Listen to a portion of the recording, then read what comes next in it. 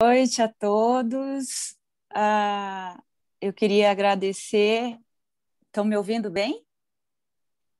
Sim? Então, Sim, eu queria sim, sim. agradecer ao Eduardo, ao doutor Esperidião pelo convite, né? É uma honra para mim, Edu, estar aqui.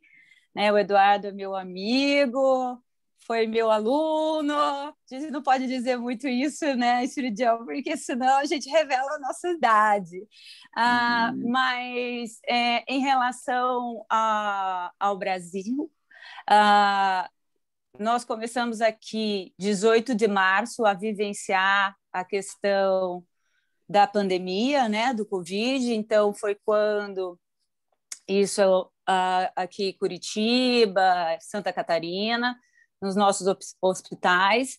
A gente tem uma rede de 16 hospitais onde nós fazemos a gestão dos fisioterapeutas, são 181 fisioterapeutas, né, que estão conosco na Profísio. E então, como a gente iria coordenar a atuação desses profissionais em hospitais tão longe um do outro, né? Então, nós falamos a mesma linguagem e isso vem da formação acadêmica, aonde parte da Profísio sempre estar atualizando os seus profissionais, sempre dar a oportunidade para fazerem cursos e especializações, e a Faculdade Inspirar é uma forma de a gente estar fazendo esse aprimoramento e essa especialização com todos. E quando chegou a pandemia, nós então criamos, né, um grupo pelo WhatsApp. Foi aí que a gente teve que se adaptar com esse movimento online, né? E aí a gente começou, eu e a professora Maíra Maturana, especificamente, assim, a, a estudar, né, bastante sobre o coronavírus, sobre a fisiopatologia, sobre algo que a gente era o desconhecido, né?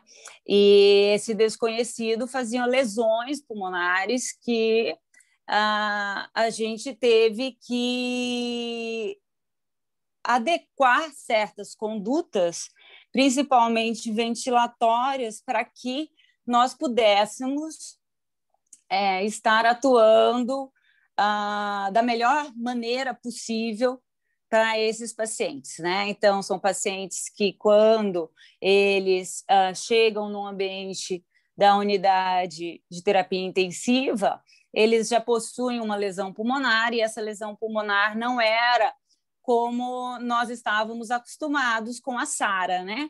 Aonde a gente tinha uma questão bem específica de colapso gravitacional intenso. E no Brasil a gente usava nesses pacientes altas PIPs com pressões moderadas, volumes correntes baixos, e tivemos que readequar isso. E como foi que nós fizemos isso, né? Através dos nossos estudos, nós implantamos os protocolos por esse grupo, né? E começamos a dar as aulas, né, para todos os nossos profissionais através dos grupos, né? E através também do apoio dos coordenadores de cada hospital onde nós estamos. E ficamos, além dos intensivistas, nós criamos um grupo para os intensivistas e criamos um grupo para os nossos fisioterapeutas que atendiam nas enfermarias. Então, isso fez com que nós acompanhássemos todos os pacientes, né, que iam internando e que apresentavam gravidade do quadro clínico, e trabalhando no manejo realmente ventilatório desse paciente, que, a princípio, ele tem uma alteração no mismatch ventilatório perfusional, que era grave, porém com uma complacência que não era tão grave assim. Então, nós tivemos que readequar protocolos e fizemos isso com toda a nossa rede, né? E conseguimos fazer isso através, né, das aulas online, com toda a rede, e a discussão de todos os casos que iam, né, aparecendo no nosso grupo. Então, isso foi muito interessante, foi de um crescimento para todos nós muito grande, né? Onde a gente vê a importância da busca, né, do conhecimento científico, de você basear as suas condutas em relação a evidências, né? A atualização científica é muito importante, né? Então, o que é interessante é que nós não paramos, né? E até hoje a gente não parou, né? Então, esse ano, quer dizer, final do ano passado, em novembro, teve o Brasileiro de Terapia Intensiva, aonde se debateu bastante sobre esse manejo ventilatório na Covid. Eu acho que o Bruno vai falar um pouquinho disso, né? Então, nós trabalhamos a nossa rede com muito estudo envolvido, né? E, é claro, o apoio, né, de todos nós, o doutor Espiridião, o meu, a doutora Sabrina, Eduardo, os coordenadores que nós temos aqui, apoiando os nossos fisioterapeutas em suas condutas dentro das unidades de terapia intensiva. Não só o manejo ventilatório, aí veio a segunda questão, que foi primeiro acho que foram dois tempos assim que foram interessantes, né? Que foi, o primeiro era o manejo ventilatório, e depois do manejo ventilatório esse paciente melhorava, e aí a gente pode trabalhar com funcionalidade ou não pode trabalhar com funcionalidade? Eu acho que foi uma segunda pergunta que nós nos questionamos, né, dentro da unidade de terapia intensiva, e que a gente viu que sim, nós temos que trabalhar com funcionalidade, mesmo com esses pacientes, e foram montados protocolos de funcionalidade, foram montados protocolos para o atendimento da polineuropatia periférica, que esses pacientes eles evoluíam com neuropatia periférica, né? Então, o trabalho do fisioterapeuta dentro da unidade de terapia intensiva, nesses pacientes, é algo que eu acho apaixonante e é lindo, né? Porque nós trabalhamos da questão funcional, desde a parte de diagnóstico funcional pulmonar até a saída desse paciente da ventilação e dar para ele funcionalidade novamente, melhorar a qualidade de vida para que ele possa sair deambulando da unidade de novo, né?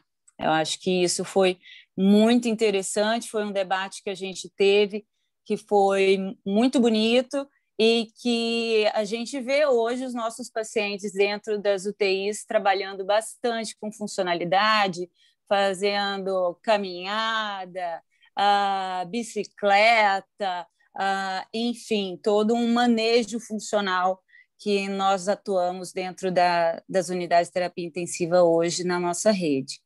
E, juntamente com isso, a Rede Inspirar também montou um grande grupo, né, imenso, e foi num outro aplicativo, numa outra base, com fisioterapeutas do país inteiro, que também foi um local onde se teve muitas discussões sobre o atendimento desse paciente dentro da unidade de terapia intensiva, né? Então, ali tiveram, eu nem sei quantos físios participaram daquele grupo, Espiridião. Hoje nós estamos naquele grupo com quase chegamos a 1.200 no pico e hoje estamos com mil profissionais. Exato. Então, com várias e várias discussões relacionadas a como atender, o que fazer, que filtro colocar, enfim, coloca em pé, não coloca em pé. É maravilhoso quando a gente consegue estar trabalhando com todos ao mesmo tempo, né? Então, é algo que a vida online proporcionou. Muito bem. Desculpe. Estão me ouvindo? Me atrapalho com tanta tecnologia. Mas, Ana, eu sinceramente eu acho que e aí também eu acho que um bom exemplo para os portugueses também, e depois a gente vai ouvir muito do Alisson também, da experiência dele, a possibilidade que a gente se utilizou de ferramentas tecnológicas para gerar uma comunicação mais rápida. Isso foi talvez um dos fenômenos mais decisivos para que a gente pudesse encontrar resultados mais assertivos. Nós tivemos, para ter uma ideia, o Brasil começou a pandemia exatamente ontem foi comemorado, isso não é algo para se comemorar, mas ontem foi demarcado o primeiro paciente com Covid no Brasil. Olha só, em 24 de fevereiro. Foi ontem, do ano passado, nós tínhamos 46 mil leitos de UTI no Brasil, que já é um número, sinceramente, até atraente diante de todos os números até que a própria OMS recomenda. O Brasil tem uma média de 1 a 2 leitos para cada 10 mil habitantes, que é um número bastante interessante, até em virtude de todo o histórico que o Brasil já tem em cima de questões que não nos orgulham muito, mas é a questão de acidentes de trânsito, a questão da violência urbana. Isso tudo fez com que o Brasil tenha um legado de terapia intensiva que de alguma maneira a gente se serviu dele. Mas voltando ao número de leitos, olha só que nós começamos a pandemia um ano atrás com 46 mil leitos e hoje, um ano depois, nós estamos com 67 mil leitos de UTI. Então, imagine 20 mil leitos a mais de UTI num prazo tão curto de tempo. E a produção de leitos talvez não foi o maior desafio. Eu acho que o maior desafio foi exatamente isso, Ana, de que nós pudéssemos ter profissionais para atender a esses 20 mil leitos a mais. Ali a gente também percebeu a vulnerabilidade do sistema, porque nós temos muitos leitos dedicados à saúde suplementar e poucos para a saúde pública. Nós temos muitos leitos concentrados nos grandes centros e poucos leitos para fora dos grandes centros, o que fez com que uma logística não pudesse comportar a necessidade que foi esse ano todo. Do interior.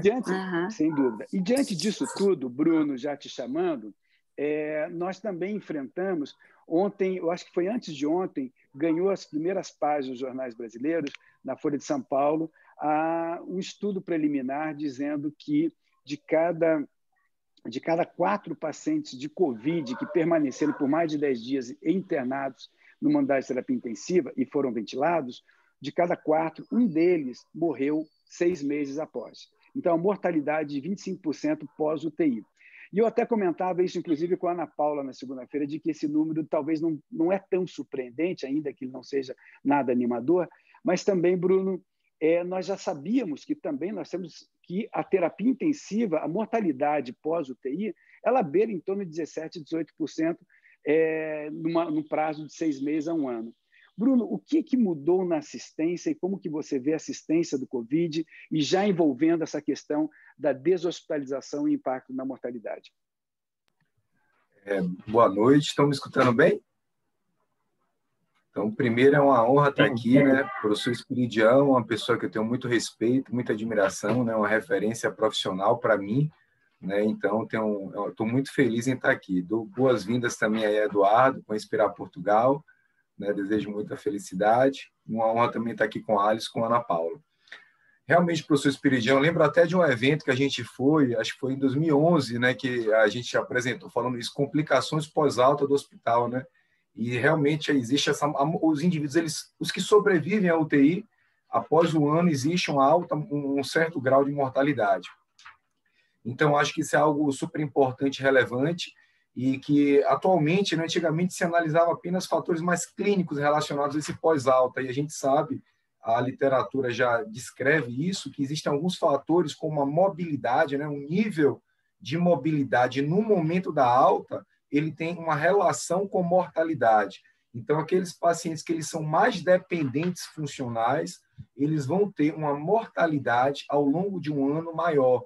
E ainda existem relatos que, quando ele apresenta uma melhora dessa mobilidade ao longo da internação, ele pode ter, isso aumenta a sobrevida desse paciente.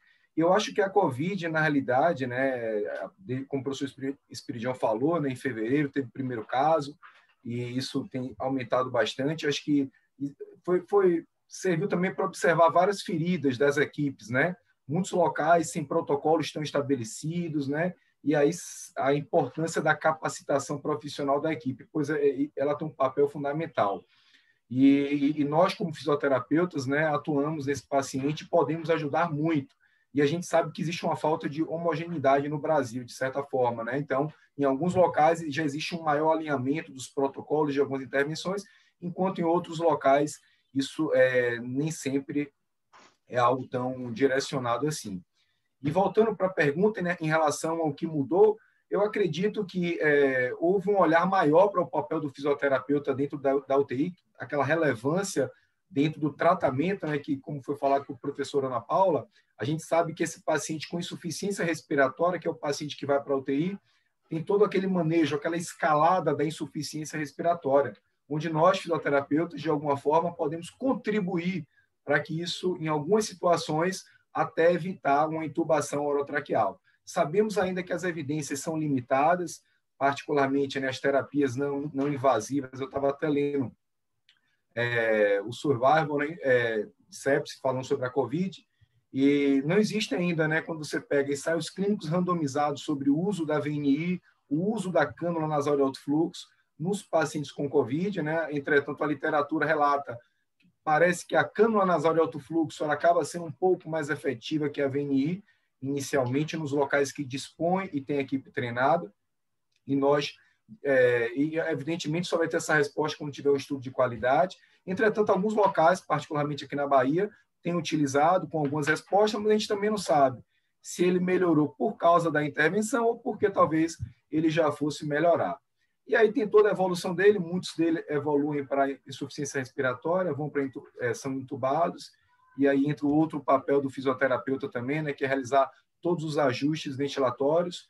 Como a professora Ana Paula falou, inicialmente focou-se muito naquela estratégia muito parecida com a síndrome do desconforto respiratório, com o PIP, né, a PIP table, e depois foi se observando que não seria, nem todos os pacientes poderiam se adequar a essa estratégia. E aí a questão de utilizar um PIP mais ajustado, com base no menor drive pressure e, consequentemente, promovendo possíveis melhores resultados, né?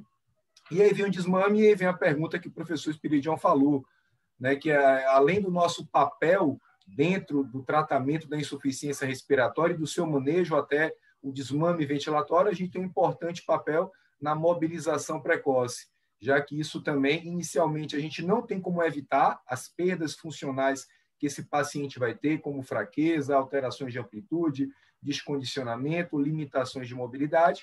Entretanto, a gente talvez possa minimizar essa perda e, após esse indivíduo adquirir uma certa estabilidade, a gente vai propor intervenções de reabilitação para que ele melhore o mais rápido possível a sua mobilidade. Eu tenho até uma experiência muito rica, professor Espiridião, aqui em Salvador.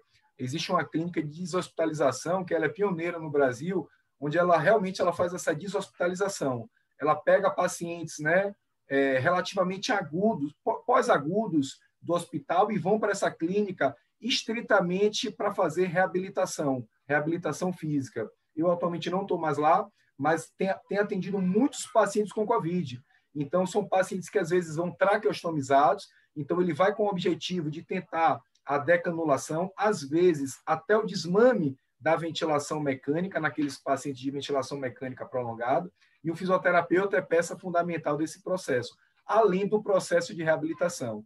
E isso mostra da importância que é o nosso trabalho. Essa reabilitação né, pós-hospital também é algo que é muito importante, a gente sabe que promove importantes desfechos nesse paciente, né? Para você ter uma ideia, essa clínica aqui foi um médico que ele desenvolveu a ideia, criou, e lá os pacientes com perfil de reabilitação, eles têm cerca de 10 a 15 horas de reabilitação por dia, isso englobando fisioterapia, fonoaudiologia e terapia ocupacional, entre outras atividades integrativas.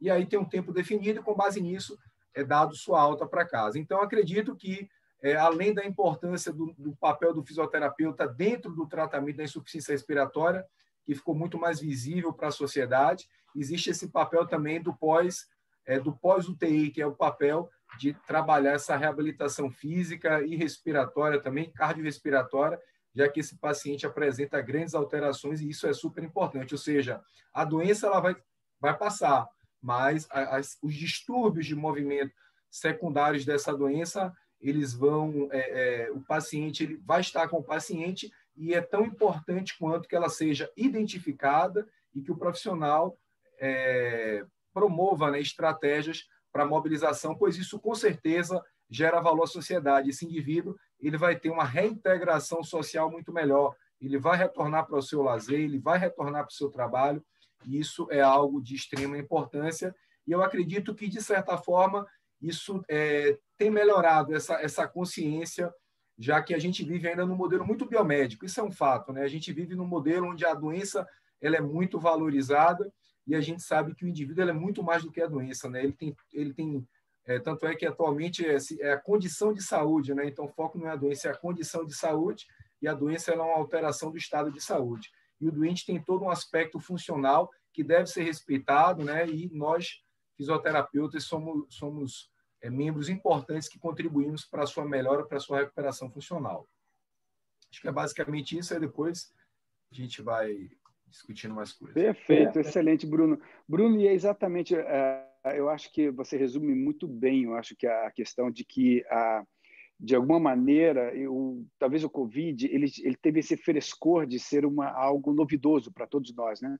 Eu acho que todos nós tínhamos essa incógnita do que era e até o receio de atuar de uma maneira tão nossa, como sempre foi, né? De intervir de maneira precoce, funcionalmente nos pacientes, e talvez, passado aquela primeira avalanche, isso eu estou falando aqui no Brasil, e logo o Alisson já vai estar contribuindo com a experiência de Portugal, mas aqui no Brasil acho que nós, de alguma maneira, ficamos um pouco assustados no momento inicial, inclusive sobre técnicas, sobre usar VNI ou não usar VNI, e depois talvez isso nos fez perder algum tempo e talvez perder alguma objetividade em tratamento, e depois, logo em seguida, a gente começa também a se questionar, puxa vida, e a parte funcional deles, né? Eu acho que nós também, dentro do Covid, nós não fomos, no início, tão natural como nós somos habitualmente no Brasil com relação à fisioterapia e o impacto na funcionalidade.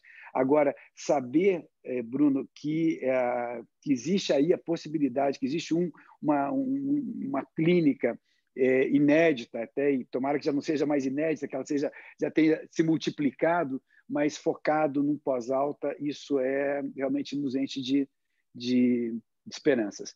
Eu estou vendo que tem no chat algumas perguntas, já tem perguntas, mas, Tainá, fique tranquila, eu vou voltar na sua pergunta, tão logo a gente feche só esse bloco inicial, eu vou passar aqui para o Alisson. Alisson, nós temos um país da qual você adotou, e eu percebo já que o país também te adotou, já te vejo muito à vontade, só está faltando aquele sotaque, que é mais bonito, Alisson, do que o nosso. Você não perdeu, acho que, o teu carioquês, mas Portugal tem hoje, se eu não me engano, algo em torno de 1.600 ou 2.000 leitos, né? Uma população de 2 milhões de habitantes, e tem enfrentado, acho que no início do ano passado, no final do ano passado, se eu não me engano, Alisson, inclusive nós conversamos um dia depois disso, nós tivemos um call em que nós estávamos e havia a ministra da Saúde tinha acabado de anunciar a obrigatoriedade do fisioterapeuta em todas as UTIs de Portugal. Ainda sem o dimensionamento de uma RDC, mas já existia ali, tornou-se obrigatório a partir do Covid. Alisson, como foi o enfrentamento e como tem sido o enfrentamento e as dificuldades que vocês têm encontrado em Portugal. Bom, boa noite a todos. Obrigado, Esperidião, pelo convite, o Eduardo. Boa noite, Bruno, Ana Paula. Bom, eu acho que eu vou falar aqui alguns termos que talvez assuste, porque estão muito distantes da realidade brasileira, em termos de fisioterapia, né, propriamente dita. A regulamentação da ministra, só uma pequena correção, não foi quanto à presença do fisioterapeuta no hospital, mas foi quanto à presença do fisioterapeuta nas unidades de cuidado intensivo, né? Nas UTIs, que não existe, né? O fisioterapeuta ele é intra-hospitalar e ele é convocado às UTIs, eventualmente, para ver um ou outro doente, mas ele não participa da rotina da UTI, né? Então, agora foi estabelecido isso com essa nova portaria. Bom, falando da realidade portuguesa, amanhã a gente vai fazer um ano do primeiro caso, um jovem de 33 anos que foi à Valência por trabalho e apresentou os primeiros sintomas, sendo internado no Hospital de Santo Antônio, que é vinculado à Universidade do Porto, onde eu estou no momento. E no dia 29 faz um ano do primeiro caso do Hospital São João, que é o hospital de referência Covid em Portugal. Foi o hospital que atendeu a maior quantidade dos doentes, ambos são daqui do norte, né? Esse paciente do dia 29 era um paciente de 60 anos, era um médico que havia regressado da Itália. Então, essencialmente, os primeiros casos de Portugal já sofreram grande influência da realidade que já havia se apresentado na Itália, primeiramente, e logo depois na Espanha. Então, os primeiros casos em Portugal já sofreram, digamos assim, de um certo viés, tanto de diagnóstico quanto de abordagem terapêutica, no sentido de que as dúvidas, né, que a Itália e a Espanha enfrentavam, Portugal entrou nessa briga com alguma vantagem, vamos dizer assim, né? Então, para vocês terem uma ideia, houve um certo tempo, né, e um certo planejamento, porque logo que houve, na primeira vaga aqui, na primeira onda, logo que houve os primeiros casos, o governo tomou medidas imediatas, iniciou-se um lockdown já no mês de março, em torno de abril, a gente já estava praticamente todo mundo em casa, né? E o país parou, literalmente. E, com isso, a subida, né, do número de casos foi muito pequena, de tal forma que houve tempo para remanejamento de leitos, cancelamento de cirurgias eletivas e uma expansão e um tempo de resposta muito rápido, digamos assim, do país nessa primeira vaga. E, obviamente, clinicamente falando, a gente se deparou com esse cenário que já foi exposto aí. Eu só vou fazer alguns poucos complementos, né? A gente percebeu rapidamente que havia uma dissociação clínico-radiológica, né? Há, por cultura, embora não esteja nos guidelines, a necessidade de diagnóstico por imagem em quadros de pneumonia, mas há essa cultura e quase sempre a gente faz um pedido de tomografia computadorizada quando o paciente se encontra muito hipoxêmico ou com uma insuficiência respiratória mista, por exemplo, já na internação. E desde esse primeiro momento, e com os relatos que já vinham da China, impressionava bastante as tomografias desses pacientes COVID na admissão, porque clinicamente eles apresentavam uma hipoxemia ligeira, né, ou subclínica, um padrão caracterizado essencialmente por polipneia, não era um padrão de esforço respiratório, mas quando essa tomografia era realizada, todo mundo ficava boquiaberto, porque o pulmão era completamente branco, né? E daí surgiu algumas adaptações da própria radiologia no intuito de quantificar a extensão e a gravidade da pneumonia a partir do exame radiológico, né, a partir da tomografia, para nortear a conduta clínica que iria se adotar com esse paciente. Então, muitos estudos saíram mostrando esse cenário e aqui era praticamente todo doente na primeira onda de Covid, era tomografado, e a partir dali a gente tinha 3 vias, né? Uma via de internamento em unidades de cuidado intensivo, onde era oferecido um suporte de oxigênio, essencialmente por cânula nasal, e em havendo sinais de falha, sinais esses sempre subjetivos e caracterizados essencialmente por aumento da frequência respiratória e sinais de esforço ventilatório, né? Aqueles sinais de batimento de halo nasal, recrutamento de musculatura acessória, sudorese, faces de ansiedade, essa coisa toda, era recomendado naquela época que houvesse a intubação, que fosse procedida a intubação eletiva desses pacientes.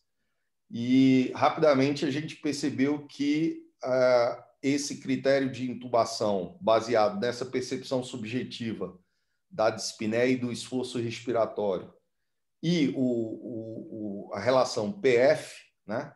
Tradicionalmente usando os critérios que a gente usa para PF de SARA, então PF abaixo de 200 para SARA moderada, fazia com que boa parte dos doentes requisitassem ventilação mecânica invasiva, e isso acabou por se mostrar uma terapêutica razoavelmente confortável, porém que implicava num longo período de estadia em unidades de cuidados intensivos, né? Então, a gente está falando de um período médio de internamento em unidades de cuidado intensivo de, no mínimo, 14 dias.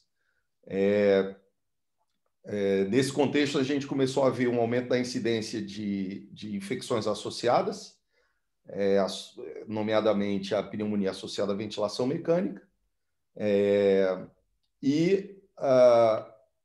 Portugal apresentou uma resposta bastante satisfatória na primeira vaga, muito em função do comportamento da população e da resposta ao lockdown que foi instituído. Isso teve vantagens óbvias, mas isso também trouxe uma percepção e uma sensação de conforto que levou a um certo alívio durante o verão, né? Aí a gente está falando aqui no verão do hemisfério norte, né? Em torno de junho, julho, agosto e setembro, onde Portugal frequentemente recebe bastante turistas e apesar de todo o lockdown, a gente recebeu bastante turista, e toda aquela estrutura que havia sido sobredimensionada na primeira fase, ela se desfez, né? Então, as camas que foram alocadas de salas de recuperação anestésica, por exemplo, para serem convertidas em camas de unidades de cuidado intensivo, foi desfeito. A reserva de camas de unidades neurocríticas, por exemplo, como camas de cuidados intensivos gerais, também foi desfeito. E toda a mobilização de profissionais que não são intensivistas, porque a formação em medicina intensiva médica aqui ainda praticamente não há médico intensivista formado, né? Uma especialidade muito recente. Isso é feito por médicos internistas, que obviamente tiveram o seu treinamento em cuidados intensivos, mas todos os médicos internistas com formação em cuidados intensivos que foram convocados na primeira vaga, na segunda onda, já não estavam mais presentes, digamos assim, e se sentiu, e nos ressentimos também desse quantitativo médico que eu mencionei anteriormente. O que acontece no final do verão, estamos falando de setembro, é que há um aumento crescente e em ritmo mais acelerado, com um R0 e uma taxa de transmissividade muito maior do que na primeira vaga.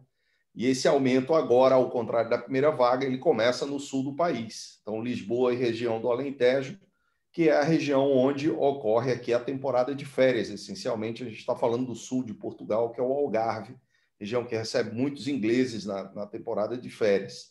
E não houve mais confinamento, as aulas voltaram em setembro, e a partir de dezembro a gente estava com números que já colocavam Portugal entre os países de risco. E no final do ano, com todo aquele contexto de férias, Natal e aquela coisa toda, o governo não tomou a atitude de renovar o confinamento, que com indicadores muito mais favoráveis havia sido tomada em março.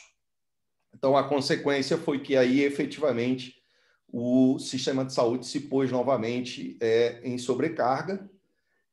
E o que a gente percebeu entre a primeira onda e a segunda onda foi um detalhe que já foi discutido aí, foi que, essencialmente, na primeira onda, houve bastante curso de formação, inclusive eu dei cursos de formação aqui sobre a fisiopatologia, sobre essa discussão toda do que é a COVID e de como a gente poderia intervir na COVID.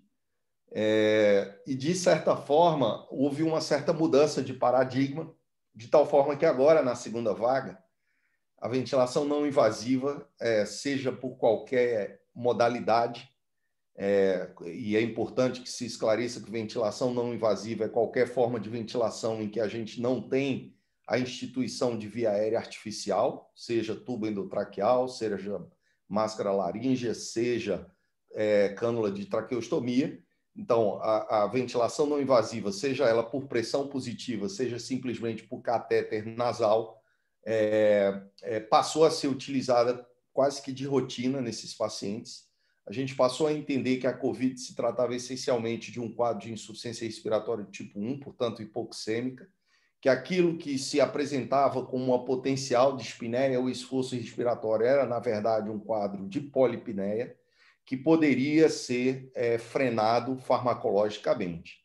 Então, a gente submeteu um projeto para a FCT em torno de maio, com estratégia de controle farmacológico desses pacientes, essencialmente um protocolo de sedação com opioide e bloqueador alfa-2, era o remifentanil e a dexameditomidina, em casos mais necessários, uma estrita monitoração do volume corrente e frequência respiratória e ventilação minuto, como critérios de falha. A partir de um monitor por impedância torácica, a gente consegue fazer essa monitoração para tranquilizar o pessoal e o pessoal entender que essa polipneia, no final das contas, não é esforço respiratório, não é insuficiência respiratória hipercápnica. E com esse protocolo, a gente passou a ver que cerca de 60% a 70% dos pacientes, ainda que em unidades de cuidado intensivo, porque não há essa cultura de ventilação não invasiva nas enfermarias aqui, apresentam um desfecho bom, um desfecho favorável, né? Aqueles pacientes que falham na ventilação não invasiva, independente do tipo de ventilação não invasiva, também não parecem ter mortalidade maior do que os pacientes que foram intubados eletivamente, muito embora a gente ainda não tenha o resultado final dessa análise, muito embora o nosso N também não seja tão alto assim. O fato é que passou a se adotar esse regime de ventilação de forma preferencial, né? A intubação eletiva e a ventilação mecânica invasiva, e isso trouxe alguns benefícios. Ainda hoje eu tive na UTI e a gente vê pacientes sentados na cama fora do leito, por exemplo, ventilando com sua cânula nasal confortavelmente. Do ponto de vista estrutural, assim, infelizmente, a gente ainda não viu uma resposta do ponto de vista fisioterapêutico dentro das UTIs, isso ainda não aconteceu, há um déficit de formação para isso. Por outro lado, existe na própria estrutura dos hospitais portugueses, e sempre existiu, um serviço de fisiatria intra-hospitalar que vem recebendo esses doentes, né, após a internação em unidades de cuidado intensivo. Muitos desses doentes permanecem no hospital e permanecem fazendo o ciclo de deshospitalização nas unidades de fisiatria, onde realmente essa atenção à polineuropatia associada aos cuidados intensivos de fato, tratada com mais cuidado. Infelizmente, dentro da unidade de cuidados intensivos, a gente não vê, digamos assim, uma intervenção fisioterapêutica propriamente dita, nem nesse sentido, nem no contexto de manutenção ou ajustes ventilatórios. Isso aqui fica muito a cargo do médico, e a parte de reabilitação, vamos dizer assim, uma cinesioterapia respiratória, alguns exercícios respiratórios, alguma cinesioterapia motora muito incipiente acaba sendo feita pelos enfermeiros no cenário das unidades de cuidados intensivos aqui. Só um último comentário que eu faria em relação à COVID, a SARS-CoV, né? SARS-CoV-2, é que está cada vez ficando mais claro que, na verdade, é uma doença do endotélio vascular, né? Uma doença do endotélio vascular que atua numa interação patógeno-hospedeiro, que é o grande mistério da imunologia moderna, né? Que é como o hospedeiro reage a uma infecção por um determinado patógeno que evoca uma reação inflamatória. E aí aparecem alguns termos que já estão virando moda, que é a chamada tempestade de citocinas, que nada mais é do que uma resposta exagerada, digamos assim, àquele estímulo infeccioso. E entendendo essa doença como uma doença vascular, a gente passa a entender que as suas manifestações, tanto de fase aguda quanto de fase crônica, são tão disseminadas, né? A ponto da gente ter sinais focais de lesão em sistema nervoso central, sinais de órgão-alvo, como, por exemplo, retinopatias, sinais de insuficiência renal em pacientes que não tinham insuficiência renal e fazem insuficiência renal aguda, necessitando de diálise, ou pacientes que tinham insuficiência renal crônica em estadio mais elevado, em estadio mais baixo, que eleva o seu estadio.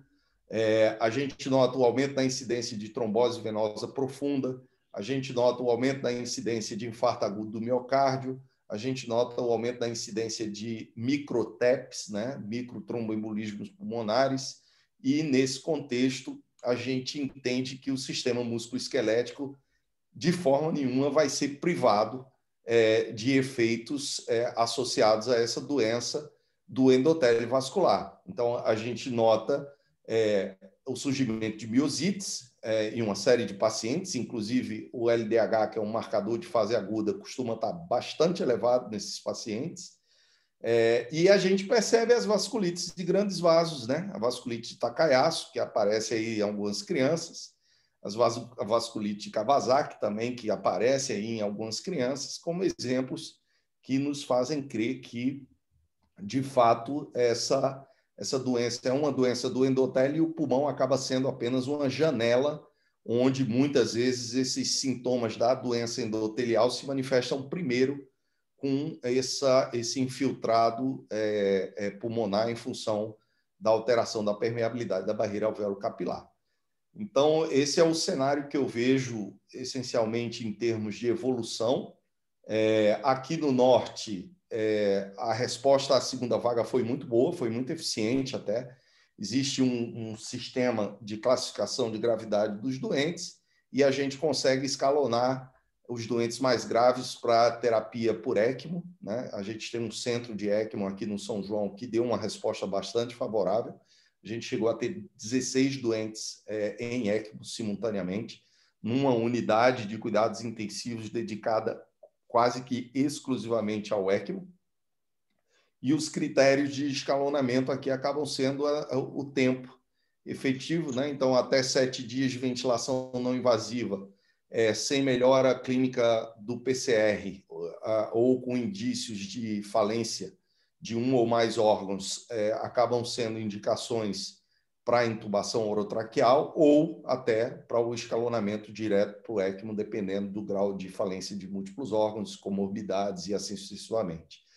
Hoje a gente já nota que a intubação endotraqueal é reservada para alguns casos, deixou de ser a indicação prioritária. Então, aqui no norte, a gente conseguiu gerenciar relativamente bem essa segunda vaga, dando uma resposta, digamos assim, relativamente satisfatória. Pena, nesse contexto todo, é que a gente ainda não tem a atuação do fisioterapeuta dentro da UTI, como a gente viu na Itália, por exemplo, há 20 anos atrás, em 2006, quando eu fiz meu pós-doc na Alemanha, o Paulo Pelosi trabalhava com o grupo do Marcelo Gama de Abreu, e o Paulo Pelosi, naquela época, que é um anestesista, se tornou o primeiro diretor da primeira faculdade de fisioterapia na Itália, em 2006. Né?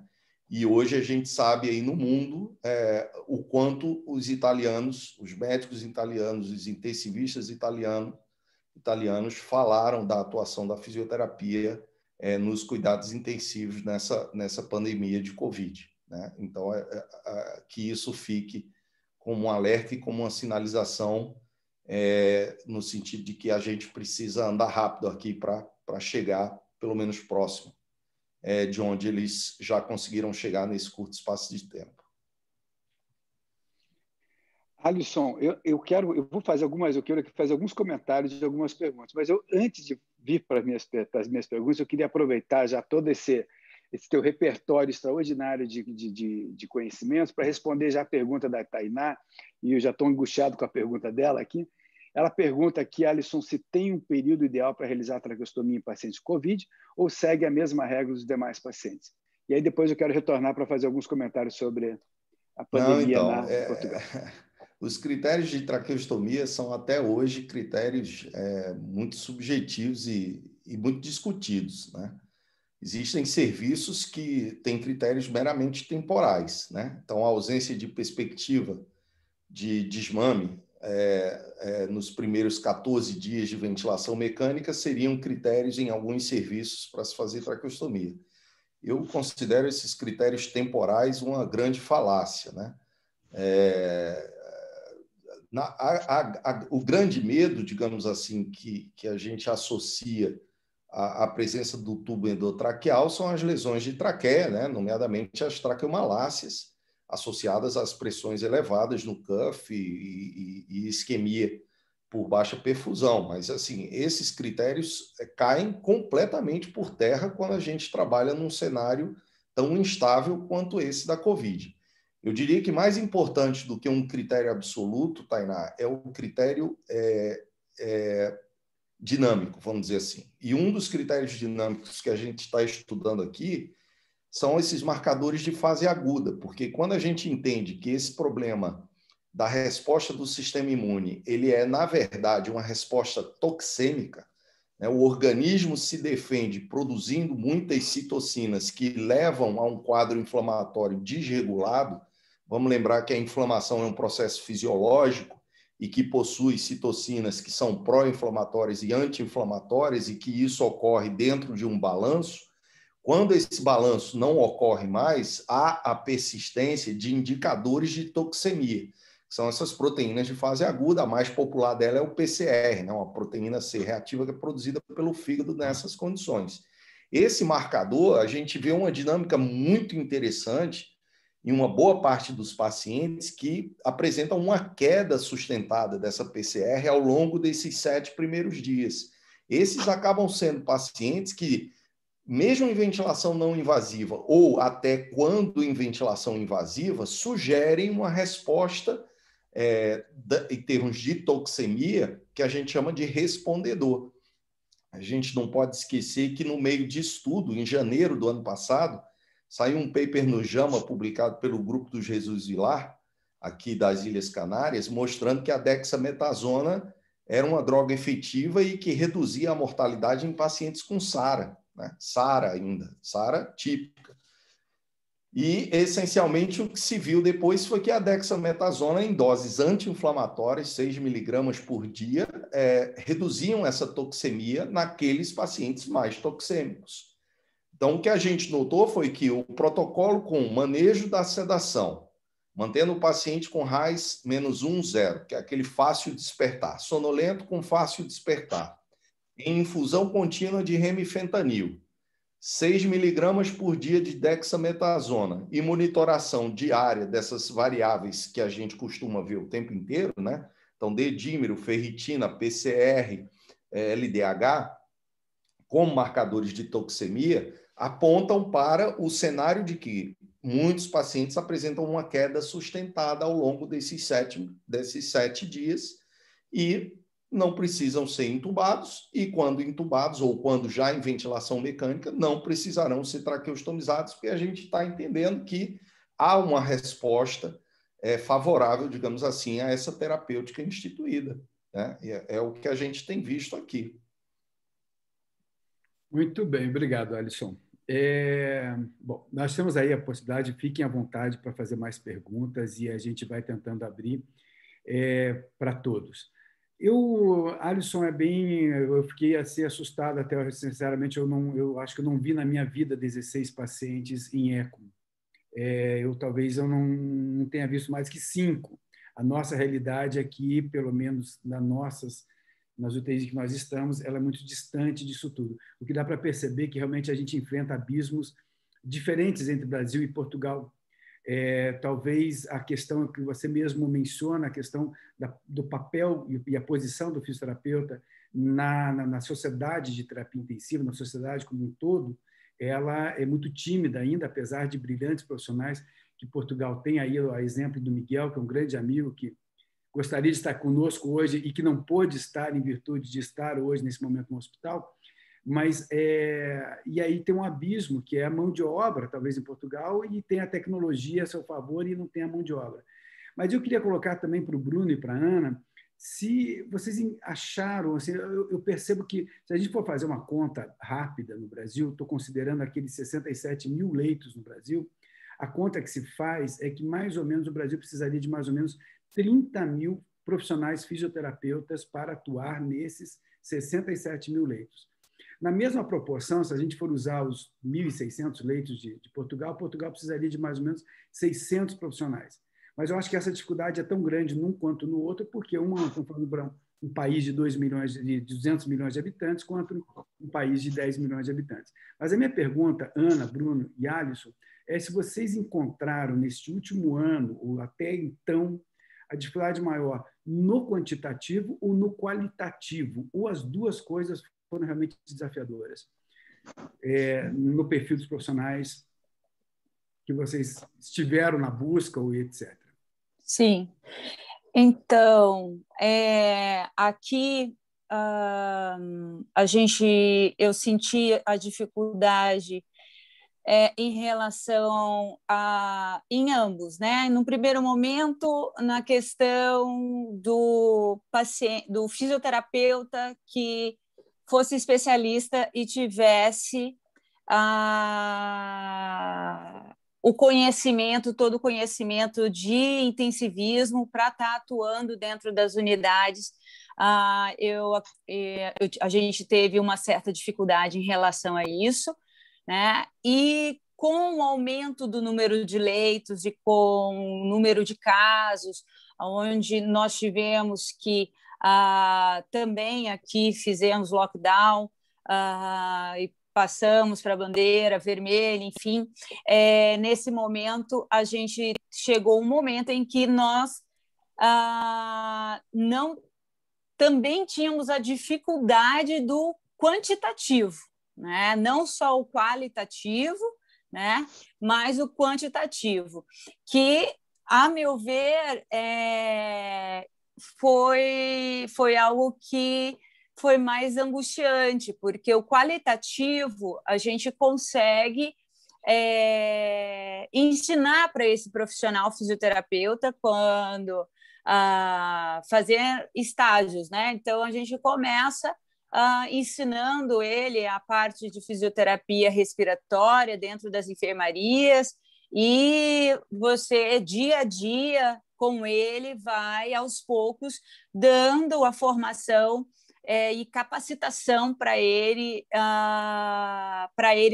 conseguir atuar dentro da unidade de terapia intensiva. Não, claro, como um fisioterapeuta intensivista, né? Mas a gente conseguiu, eu acredito, eu em especial tive um hospital que foi o de campanha e a gente teve que fazer isso, né? E nós tivemos que estar presente, dando aulas semanais para formar e capacitar esses fisioterapeutas. E hoje eles estão atuando né, com já uma certa tranquilidade. Mas também tivemos a questão de não pode aumentar mais, será? Porque não temos mais fisioterapeutas para colocar nos hospitais, para a gente poder estar atuando. Então, sim, eu acredito que a gente chegou nesse momento aqui em que tivemos as duas situações. Eu não sei em Salvador como é que foi, Bruno. Perfeito, professor Esperidião. Aqui também, né? Aqui, inicialmente, né, as unidades, né, já têm uns protocolos estabelecidos, bem estruturados. Mesmo assim, com a elevação dos casos, né, isso acabou que se tornou uma dificuldade. A gente viu muito em alguns hospitais de campanha aqui, na primeira onda ainda, muitos profissionais recém-formados, né, recém-finalizados uma pós-graduação, né, entrarem na assistência. E a gente sabe que o manejo desses pacientes é um manejo complexo. E eu não falo apenas do fisioterapeuta, até na área médica. Aqui, particularmente, em alguns locais, muitos médicos, muito jovens, entrando na prática, sem aquela bagagem da terapia intensiva. E a gente sabe que é um paciente complexo, né? E em alguns locais aqui ainda teve um agravante. Em alguns hospitais, até algumas medicações, então, né, relaxantes musculares, e isso fez com que alguns pacientes, com certeza, foram a óbito. Eu acredito que no Brasil como um todo isso ocorre. E eu acredito também que essa diferença de mortalidade, a mortalidade ela varia muito entre locais e locais. Isso também tem a ver com vários aspectos, né? O momento que o doente recebe o início do tratamento, como também existe a qualidade da equipe. Nós temos um hospital aqui, um hospital que eu trabalhei por um tempo, como assistencial, depois como coordenador, a mortalidade é relativamente baixa, né? Comparado a outros locais. A gente sabe que tem local que a mortalidade é acima de 80%. Né? Então, a equipe, né? A equipe tem tem um papel importante. Então, para você manejar um paciente com, né, um alto drive respiratório, né, com insuficiência respiratória, né, tem que ter uma equipe coesa ali, com o médico na beira-leito, com um bom fisioterapeuta, para fazer os ajustes ventilatórios, que com certeza vão ajudar a melhorar os desfechos. Né? Então, existem fortes evidências de ajustes, de coisas relativamente objetivas. Eu estava pegando lá esse consenso aí que saiu da Covid, né, do Survival, e ele fala, né, é estratégia protetora para esses pacientes, então são coisas objetivas que parecem simples, mas se não tiver uma equipe bem qualificada ali para poder fazer esse ajuste, é algo bem complexo. Acaba que os volumes eles se extrapolam, acabam que as metas, né, para as tolerâncias a nível de uma gasometria se ultrapassam e assim por diante. Então, aqui a gente enfrentou bastante isso e enfrenta ainda. E nessa segunda onda está pior. Muitos médicos tiveram problemas com contratos e agora alguns que já tinham uma formação não aceitaram alguns contratos, estão profissionais mais jovens ainda e na área da fisioterapia a mesma coisa. Isso com certeza influencia bastante. Então, quando você pega dados de alguns hospitais, tem locais que os pacientes que vão para a ventilação mecânica, a mortalidade é altíssima. Já em outros locais, você vê pacientes, né, uma boa quantidade de pacientes sendo estubados, alguns pacientes sendo traqueostomizados, posteriormente decanulados, mas com certeza isso é um fator. A gente sabe que é necessário uma boa qualificação profissional para que haja uma assistência de qualidade, mas a gente também sofreu e está sofrendo ainda, principalmente agora que aqui está em lockdown, né? Agora amanhã, a partir de amanhã, os casos estão subindo bastante. Não ocorreu isso na primeira onda aqui na Bahia, mas alguns hospitais já estão batendo ali 90% e até 100%. Hospitais aqui particulares e hospitais públicos também. Então, é um problema que a gente está sofrendo também. Alisson, foi assim também? Alisson, tem sido assim? Não, cara, aqui assim, eu tenho acompanhado alguns trabalhos com o Fernando Bosa, né? A gente fez umas análises de metadata, uma dessas últimas foi esse artigo que saiu recentemente no JAMA, que mostra algumas coisas interessantes, assim, já mostram algumas coisas interessantes, né? Uma delas que eu chamo a atenção é que existe uma heterogeneidade gigantesca no Brasil, né? O Brasil, além do tamanho territorial, tem essa questão de aspectos regionais na própria formação, na própria educação e por aí vai. Notem que não há nenhum tipo de discriminação ou qualquer outro tipo de mensagem que eu vou falar, e já começo falando, dizendo que eu sou paraibano e bem moreninho, tá? Estou praticamente preto em relação ao que é o português. Mas se você é preto, nordestino e pobre, a tua chance de morrer numa internação em terapia intensiva é superior a 94%. Tá? Se você é internado sendo preto e pobre no Rio de Janeiro, negro, pobre e baixo nível sociocultural no Rio de Janeiro ou na região sudeste, a tua chance de morrer numa internação em cuidados intensivos é de 85%. Se você é ventilado mecanicamente, independente do que você seja, na média, você tem uma chance de morrer de 60%. Esses são os dados Brasil, independente do Covid. Quando a gente coloca o Covid na jogada, a mortalidade geral vai para 84%. Então, o que a gente tira desse Big Data? A gente tira que... e outro dado importante, se ao invés de estar na rede pública, você é internado na rede privada, né, em alguns hospitais na rede privada, não vou dizer quais são, obviamente, essa mortalidade vai cair para 23%, que é mortalidade de Massachusetts General Hospital, que é mortalidade de Mayo Clinic, que é mortalidade aqui do Hospital de São João. Então, assim, o grande... E aonde está o grande problema disso tudo? Cara, aí é demais, é uma coisa que é impossível, né? O que eu vejo aqui e o que eu vi aqui foi que houve uma exacerbação de escala de trabalho. Né? Houve exaustão, houve aumento excessivo de demanda. Né? Isso, quando confluiu no mesmo período, aumentou a mortalidade por razões óbvias. Né?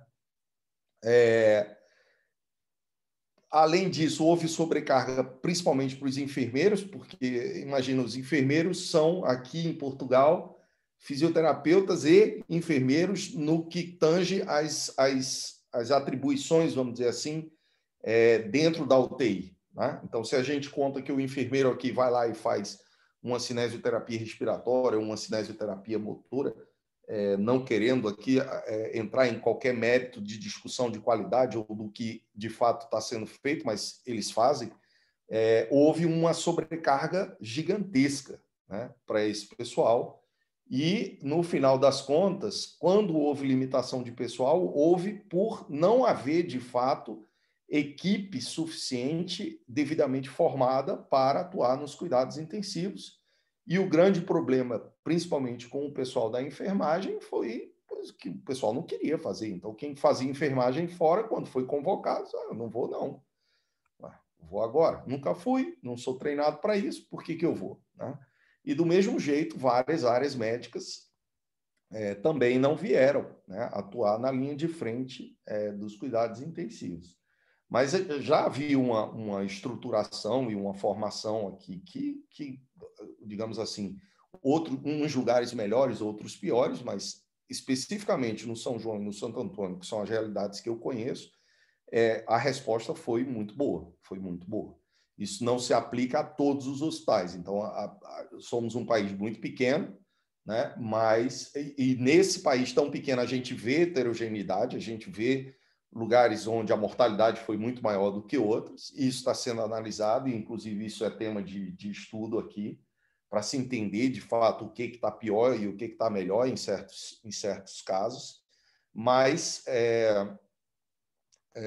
eu diria que, assim, olhando na visão mais macro, eu considero que a resposta aqui não foi ruim, não foi ruim. Com tudo posto no seu lugar, eu considero que a resposta aqui foi boa. O que a gente tem percebido, realmente, eu acho que as estruturas de saúde hoje, elas estão cada vez, eu acho que o Covid conseguiu evidenciar questões que até então eram um pouco mais abstratas, né? A gente estava no nosso imaginário que talvez questões como condições socioeconômicas, fluxo de pacientes, formação de profissionais, número de profissionais, eram até uma questões meio abstratas o quanto isso impactava na mortalidade, né? Mas ontem mesmo teve um debate muito interessante numa rede social aí, que é a Clubhouse, que falava sobre a questão do resultado, ainda que primário, dos hospitais verticalizados. Para quem aí de Portugal, aqui os hospitais verticalizados são aqueles que a operadora de plano de saúde, a fonte pagadora, é a proprietária do hospital onde o usuário se serve. Os hospitais também se chama verticalizados aí, né? Os hospitais verticalizados aparentemente tiveram resultados mais atraentes em termos de efetividade do que aqueles não verticalizados. E a razão, talvez única para isso, é justamente o fluxo do paciente, a porta de entrada dele. O portador de um plano de saúde dessa natureza, que tem um hospital verticalizado, ele já sabe para onde ele deve recorrer e qual é o caminho que ele deve percorrer para buscar ajuda.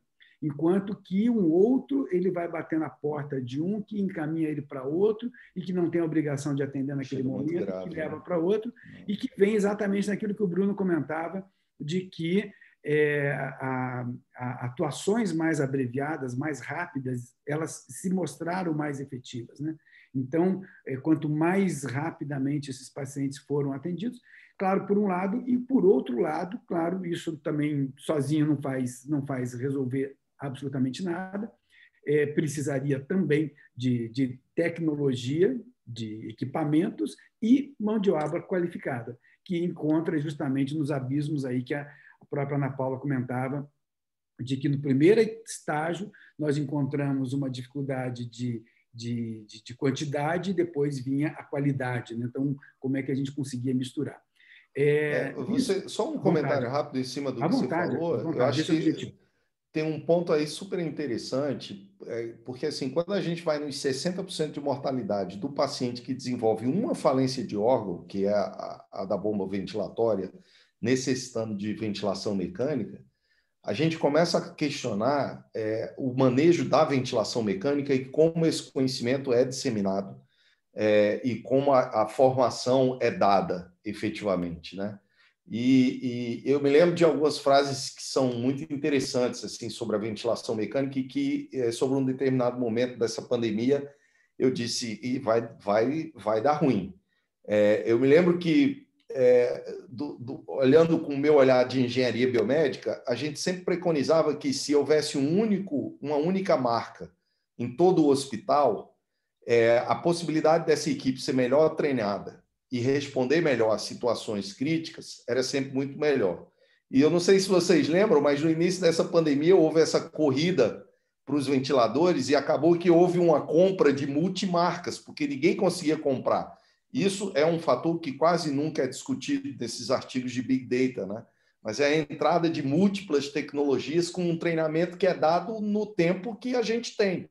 Por exemplo, aqui no São João foi comprado um monte de ventilador chinês, com um manual em chinês, em mandarim, e com o screen todo em mandarim. O que eles fizeram? Encosta. Isso aqui não vai usar.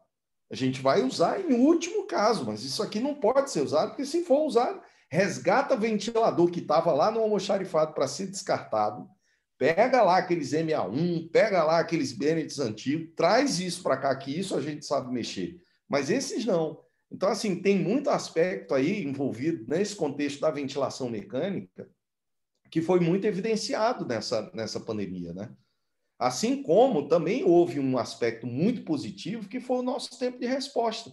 Todo mundo aprendeu bem e aprendeu muito rápido, cara. A gente está celebrando um ano com vacina em curso, com terapêutica proposta e modificada, com critérios objetivos de acompanhamento desses doentes, com modificações completas dentro de unidades de cuidado intensiva sobre áreas sujas e áreas limpas, né? Sobre o uso de EPI, massificação de treinamento para o uso de EPI, sobre quebra de mistificações de aerosol, de contaminação e tudo vai. Eu quero só dizer um dado super relevante em relação a isso. A nossa UTI aqui tem 0 0% de contaminação de profissional de saúde desde a primeira vaga.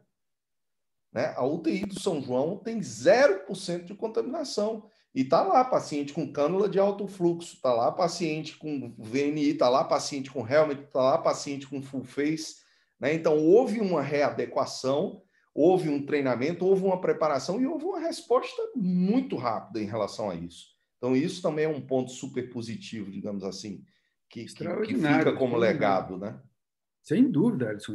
E parabéns, realmente 0%. Acho que nós, de todos aqui, sinceramente, eu não tenho nenhuma notícia de números semelhantes em UTIs aqui do Brasil. A gente teve um nível de contaminação que talvez pudesse até ser maior. Eu acho que, de alguma maneira, houve um zelo que gerou efeitos muito positivos. Talvez poderia ser muito pior, mas 0, realmente, eu creio que nós não tivemos. Bruno e Ana, vocês veem que a gente vai ter uma herança, um legado desse Covid em termos de formação profissional e qualificação profissional? Da fisioterapia, particularmente? Eu vejo que sim. Eu vejo que sim. A fisioterapia, ela se mostrou mais essencial ainda, né, diante da população. A população, nós ocupamos um espaço que já era nosso, né? Mas ele não era tão reconhecido pela população como é hoje. E em termos de... E isso faz com que o interesse do profissional pela parte intensiva, ele aumente, né? E ele realmente veja, puxa, é ali que eu quero me qualificar, eu quero atuar cuidando do meu paciente, e eu acho que a formação, tanto daqueles que a gente, como o Bruno colocou, que a gente teve que estar com fisioterapeutas mais novos, não intensivistas ainda, eles brotaram dentro deles o sentimento de preciso aprender mais e mais e preciso ir em busca da formação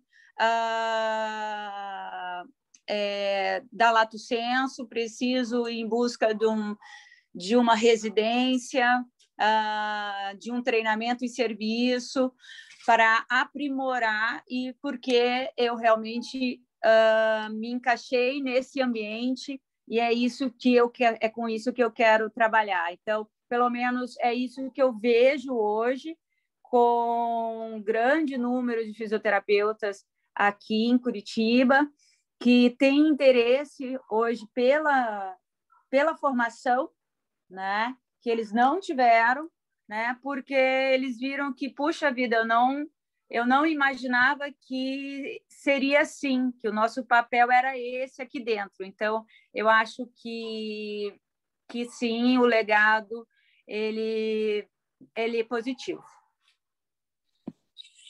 E aí, Bruno? Eu também concordo também. Eu acho que, apesar de ter muitos profissionais assim recém-formados que acabam aprendendo, né, de forma até mais rápida, né, eu acho que houve um avanço muito grande, né? Eu acho que as posições pronas nunca foram tão utilizadas, né?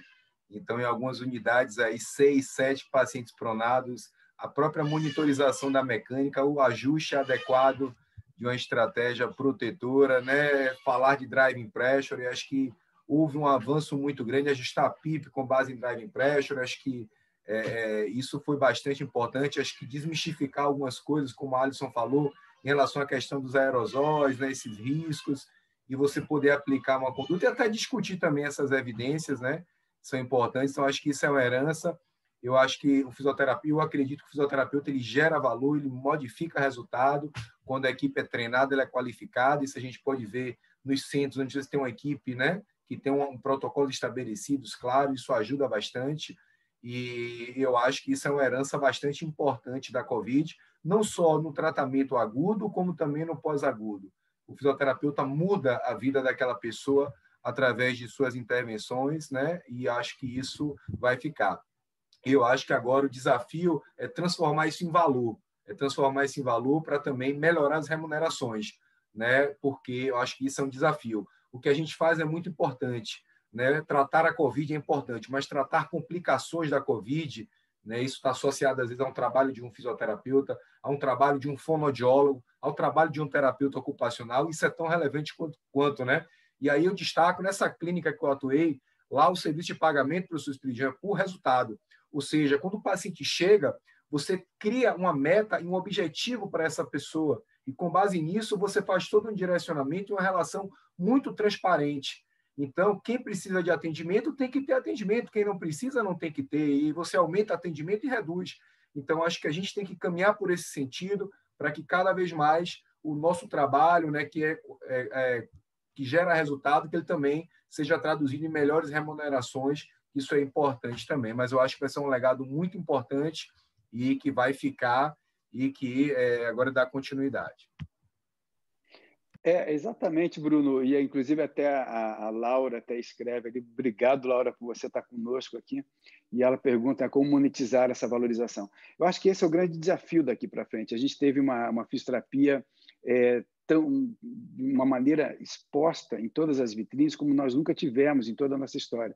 Eu acho que a fisioterapia no Brasil, em terapia intensiva, ela está aí completando quase 50 anos já de atividade dentro do Brasil, vem desde 1971 até hoje, já com algumas atividades mais evidentes nos últimos 30, mas nunca nós experimentamos essa exposição tão grande e com um reconhecimento social muito grande, e que talvez o grande desafio é como monetizar. E você, quando você fala, Bruno, de remuneração baseada em resultado, eu vou sair completamente do tema, e o Eduardo vai gostar até do que eu vou falar, mas o meu time, eu sou vascaíno, o meu time vai cair hoje. E hoje o Vasco joga, e o técnico do Vasco, o Vanderlei Luxemburgo, ele é o exemplo da remuneração baseada em valor. Ele deu uma entrevista ontem dizendo que ele não vai receber os 2 meses de trabalho porque o compromisso dele era tirar o Vasco do rebaixamento. Como ele não conseguiu e não vai conseguir, ele não vai receber. Então, talvez isso que o Bruno está falando, de que a gente fosse remunerado baseado em valor, é exatamente o resultado. E cada vez mais está evidenciado qual é o papel do fisioterapeuta dentro da unidade de terapia intensiva. Uma vez que a gente tem isso bem definido, se torna fácil mapear se é esse o nosso papel. Quando eu realmente executo ele, eu devo receber uma moedinha. Se eu executei ele, eu ganho uma moedinha. Se eu executei ele com excelência, eu vou receber 2 moedinhas. Se eu receber ele além da excelência, quem sabe 3 moedinhas. Eu acho que, Laura, esse desafio, e a gente já teve alguns debates, eu estou me atrevendo aqui a responder teu questionamento, mas eu tive a honra de participar de várias conversas com a Laura, com quem eu só aprendo com ela, e nessas conversas, inúmeras vezes a gente chegou exatamente nesse ponto, né, Laura, de que cada vez mais, a partir do momento que a fisioterapia tem o papel definido, se torna mais fácil conseguir remunerar baseado em valor. Vamos lá, Bruno, eu gostei que você levantou a mão. É só um acréscimo também que eu acho muito importante. Eu acho que o primeiro ponto, acho que é um desafio, acho que eu vejo no meu entendimento, acho que é mensurar resultados, né, pessoal? Acho que em muitos locais, né, em muitas unidades, não existe essa quantificação dos resultados, então, do ponto de vista da fisioterapia. Então, acho que esse é um desafio inicial em muitos locais, e com base nesses resultados, aí você, evidentemente, vai poder gerar um valor mais importante, né? E geração de metas, né? Então, existe um instrumento bem legal, o GAS, e ele é muito interessante. Você destina uma meta para o paciente e aí ele faz quantificações. Se atingiu, mais ou menos o que o professor Espiridião falou, se você atingiu além do esperado, se você não atingiu ou foi muito abaixo. E, com base nisso, ele tem uns scores de importância e de prioridade, porque tem algo que é importante para o paciente e tem algo que o profissional acha que vai ou não alcançar. E aí ele faz uns scores. Eu acho que a gente tem que transmitir isso, né? As pessoas têm que saber do nosso resultado. Se ela não sabe, infelizmente, não adianta monetizar só dizendo que a fisioterapia vai gerar resultado. A gente tem que levar essas informações. Basicamente, nesse local, é um perfil diferente, né? O paciente chega lá após reabilitação. Toda semana você mensurava resultado. A partir do momento que ele tem 3 semanas que ele não melhora, reduz atendimento e avalia alta. E eu acho que isso é importante, né? Até para definir Outro ponto que eu sinto falta, eu acho que a gente precisa de uma escala de complexidade mais adequada. Eu acho que o professor Espiridião fala muito isso, e eu sou de acordo. Eu acho que tem pacientes que demandam mais tempo, não necessariamente porque está na UTI ou porque está fora da UTI, né? Depende do que ele tem, do que a gente pode gerar de resultado, né? E é uma pergunta que eu sempre me faço no meu dia a dia: quanto tempo eu preciso para gerar resultado no paciente, né? É 20 minutos, é 40, então depende do que é. Então, eu acho que isso é um outro ponto também. Então, a questão de metas definidas em cada unidade, com cada paciente, para definir tempo, para definir quantidade, para definir priorização de local de atendimento, né? E eu acho que isso é um desafio também para que haja essa monetização, para que os planos de saúde saibam, né, a importância do profissional e assim por diante. Até porque, em muitos locais, a prescrição da fisioterapia é feita pelo médico, né? Então, quando tem um médico como Alisson, né, que também é fisioterapeuta, né, mas o ideal é que o fisioterapeuta fizesse esse rastreio para saber quem precisa ou não, e a partir daí definir quantidade e assim por diante, né? Então, só para acrescentar essa importância que é de medir, né, os resultados ao longo do internamento e as metas, né? Porque é algo importante. Não, sem dúvida, Bruno. Eu realmente acho que a gente tem alguns desafios aí pela frente em termos de monetização, de valorização disso tudo, mas eu me angustia, e eu acho que angustia a todos que estamos aqui, esse momento, que a gente não perca essa oportunidade, e cada dia que passa a gente torce, evidentemente, para que toda essa pandemia ela seja abreviada, mas, ao mesmo tempo, quanto mais a gente torce para ela se abreviar, mais rapidamente a gente tem que agir para que a gente possa aproveitar essa sensibilidade das fontes pagadoras, da própria sociedade com relação à fisioterapia. E nesse aspecto, até, Bruno, do que você falava, de que o tempo que se leva para diante de um paciente, quanto vale o meu minuto, a minha hora, e também quanto vale o meu conhecimento, talvez não é só o tempo que se dedica ao paciente, mas o resultado que isso vai gerar, né? Porque, eventualmente, se você faz um recrutamento alveolar, talvez você precise de poucos minutos para fazer isso e um resultado extraordinário. E também isso vale muito. Então, o resultado, talvez, a gente deveria monetizar muito mais pelo resultado do que necessariamente pelo tempo. A gente está no debate, a Laura também, de alguma maneira, participou disso, com a Unimed Curitiba, onde eles querem saber quanto vale a hora do fisioterapeuta. Eu acho que muito mais do que a hora, nós temos que pensar no resultado, exatamente isso que você falava. E até mesmo porque existem alguns doentes que eu costumo sempre dizer, Bruno, a gente já conversou inúmeras vezes também sobre isso, de que talvez a maior complexidade de um paciente gere menor necessidade do fisioterapeuta. Um paciente com extrema complexidade, eu tenho menos capacidade, talvez, de mobilização dele. E aquele doente ao lado que tem menos complexidade, talvez esse indivíduo eu seja mais importante, mais decisivo no processo terapêutico. Mas eu quero só pegar alguns comentários aqui. A Tainá agradece, fala que o quanto ela cresceu dentro da unidade de terapia intensiva. Está ali o relato dela, que eu acho que todos podem acompanhar. Aqui em Fortaleza, estamos utilizando algumas unidades do capacete Elmo, bem interessante. A Laura faz o comentário da monetização. A Laila nos fala aqui, boa noite, gostaria de saber mais sobre os parâmetros utilizados no BIPAP em pacientes COVID. Obrigado. Quem se atreve? Fique à vontade, meninos e meninas. Alisson, vamos lá. Bom, então, a primeira coisa, eu usei muito pouco BIPAP aqui, sinceramente. Só para deixar claro que, assim, em geral, esses doentes, pelo menos numa fase mais aguda da doença, eles têm essencialmente insuficiência respiratória tipo 1, portanto, hipoxêmica. Eles não são doentes que cursam com hipercapnia. Os doentes que a gente mais viu com hipercapnia eram doentes SARS-CoV-2 com comorbidade pulmonar. Então, já eram doentes que tinham, por exemplo, doença pulmonar obstrutiva crônica. Esses vinham com insuficiência respiratória mista. Mas mesmo nesses doentes, o maior benefício se dá no nível de EPAP e não no nível de IPAP. Portanto, não há essa necessidade de um bilevel para aumentar a ventilação minuto. Se a gente volta na fisiopatologia, vamos lembrar, é uma doença do vaso. Aquela manchinha que a gente vê no pulmão, que chama vidro fosco, ela é a consequência do infiltrado do lóbulo pulmonar, né? Então, a gente está falando daquela última unidade que coleciona ali um conjunto de ácidos, né? Esse lóbulo pulmonar se infiltra essencialmente no espaço intersticial e se assemelha muito a um edema pulmonar cardiogênico na sua fase mais inicial.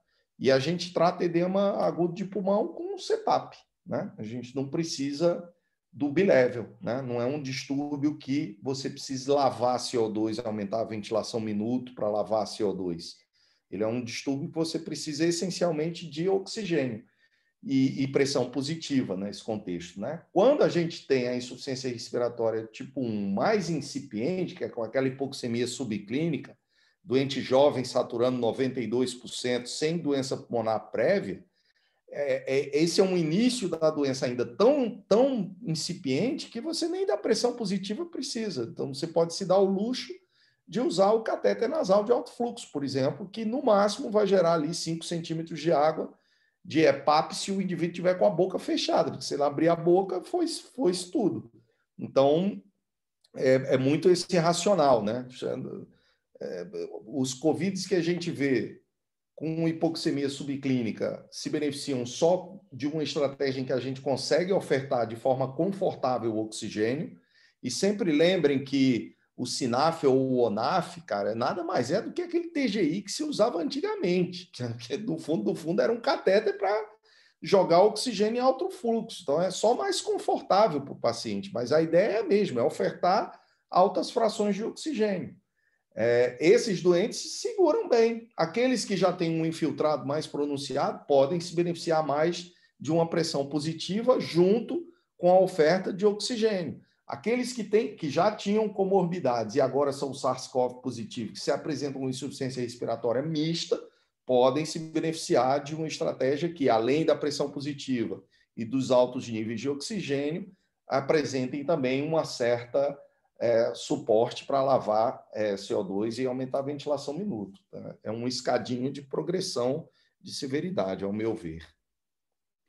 Mas, de alguma maneira, também, excelente, Alisson, mas se eventualmente for usar BIPAP, a sugestão de vocês segue ainda a questão de uma pressão mínima para atingir 4 a 6 ml quilograma-peso de volume, é isso, Bruno? Isso. Posso falar isso, um Ana? pouquinho? Pode, claro. Louca para falar. Vamos lá, Ana.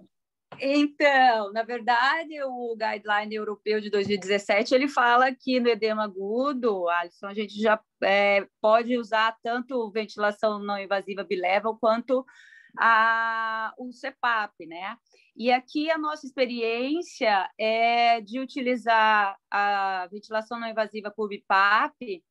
Ela foi muito positiva, inclusive utilizando o BIPAP junto com a posição prona em pacientes na enfermaria, né? E isso fizeram com que ele reduzisse a polipneia dele, né? Ficasse mais confortável, você tem um trabalho mecânico melhor, né, de diafragma, com o uso o uso da VNI, do BIPAP, ele realmente foi muito positivo e está sendo muito positivo, que a gente usa bastante BIPAP aqui. A questão do CPAP, quando a gente utiliza, ele é mais desconfortável, a gente usa um tempo de realização de ventilação não invasiva, geralmente de 1 hora, né, para conforto, com a pressão inspiratória, como o doutor Espiridião colocou, para gerar 6 ml por quilograma de peso,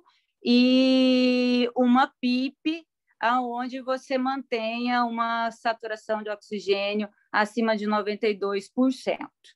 Isso é o que a gente está usando, né? E com a utilização da prona, junto, a gente está tendo, assim, resultados muito positivos. Bacana, isso. Legal. O Bruno quer falar. Bruno, vamos lá. Só uma réplica rápida.